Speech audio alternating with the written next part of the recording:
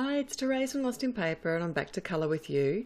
Today I'm going to be using a purple onion design stamp. It's a red rubber stamp and it's not mounted, but I want to use my Misty because I'm stamping onto some watercolour cardstock, and if I want to stamp it a second time, if I misstamp, then I can easily do that. So I've just added a little bit of stamp runner to the back of the stamp, and I'm using it like a clear stamp. Because it's not mounted, I don't need to remove that extra layer in the Misty to do this. But it stamped out perfect the first time, and I'm using some Ranger Archival Jet Black ink because I'm going to be doing some watercolouring today. And I'm using my Inktense pencils. I will be using some Distess inks as well in the background, but these are more like an ink than a watercolour, so there's a couple of ways you can apply them. Like I'm doing here initially is just actually drawing the pencil onto the cardstock and then literally just adding some water on a brush, and it will just activate the colour. And you can what I tend to do is add the pencil in the areas where the shadows are going to be, because that's where the colour is going to be darkest.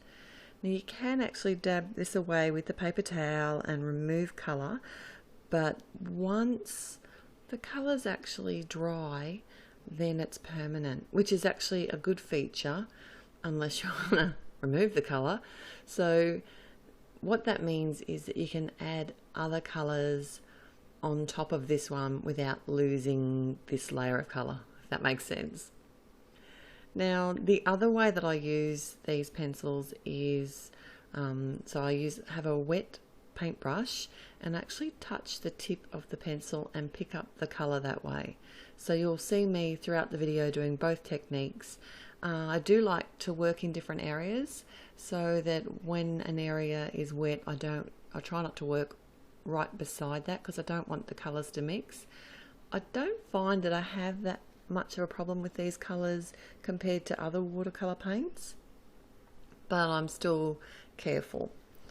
So what I'll do now is I'll leave you with the colouring. I will list all the pencils that I've used today over at my blog, and the link will be in the YouTube description below.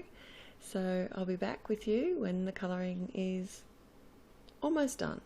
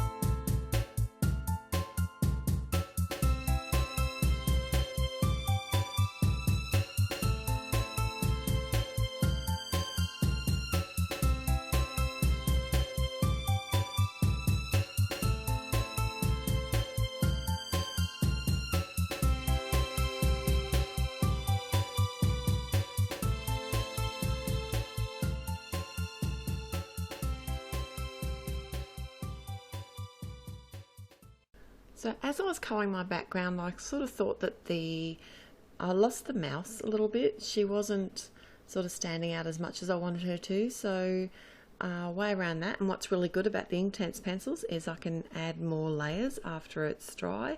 So that's what I'm doing here. I'm just adding some more depth with one of the darker colour pencils.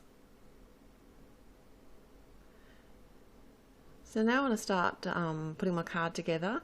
I've got a sentiment here from the Penny Black snippet set, and I'm using my Misty because I've just done all of this colouring and I want to stamp directly onto here and I don't want to muck it up. So I'm using some Onyx Black ink, and this is a Get Well Soon card. And I want to keep it fairly clean and simple card here because there is so much work in the actual image itself.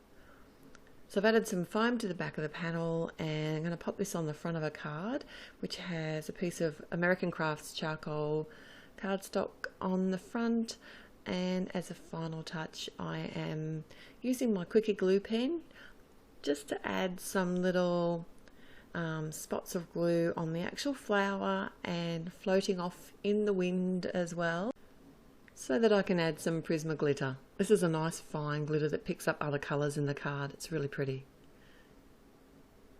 So that's my card for today. Thanks for joining me. I'll be back again real soon. Till next time, happy paper crafting. Bye.